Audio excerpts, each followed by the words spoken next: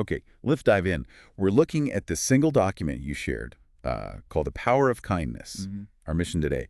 Really unpack what this source tells us about kindness and, well, it's surprisingly big impact. Yeah, it's interesting. You think you know kindness, right? But this document, it kind of peels back layers, shows how powerful it is not just for others, but for you too. Absolutely.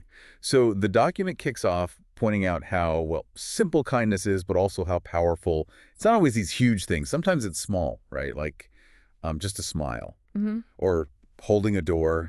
Or it can be bigger, sure. Helping out a friend who's struggling or, volunteering somewhere. But the key point seems to be the act itself. Doesn't matter the size, really. It sends out this positive vibe.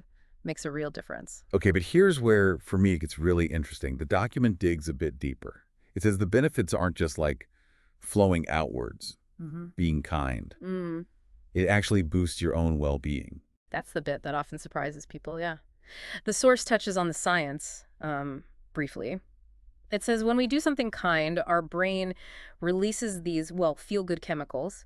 Dopamine gets a mention. Dopamine, right? Yeah. And it's not just a vague, nice feeling. It's described as a biological thing, making us happier, maybe even healthier over time. It's almost like a built-in reward for being, decent to each other. A totally natural, positive feedback loop. Yeah. Okay.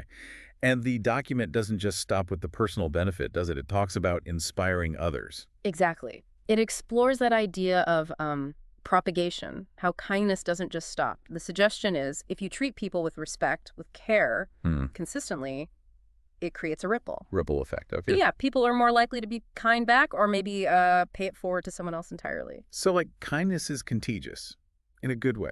That's a good way to put it, yeah. And as it spreads, the document argues it actually starts to change the atmosphere, creates a more positive environment overall. It helps build, stronger connections between people, like a sort of warmth, maybe. A warmth that pushes back against negativity. Something like that. It presents kindness not just as one-off acts, but as this force that can genuinely shape spaces and how people relate. Okay, so let's take these ideas from the document and maybe turn them towards you, the listener. Thinking about what we just discussed, these simple, powerful acts, maybe ask yourself, what's one small thing, one kind gesture you could realistically do today, maybe even right now? And reflecting on that personal benefit part, the brain chemistry. Think about your own life. How does being kind or receiving kindness actually make you feel, physically, emotionally? Do you notice that connection the document talks about between kindness and your own sense of, health? Right. And then thinking bigger, like the document encourages, this idea of kindness spreading. Do you buy it? Can kindness, if it really ripples out like that, actually help change a whole community or, an environment? Why or why not, based on what you see?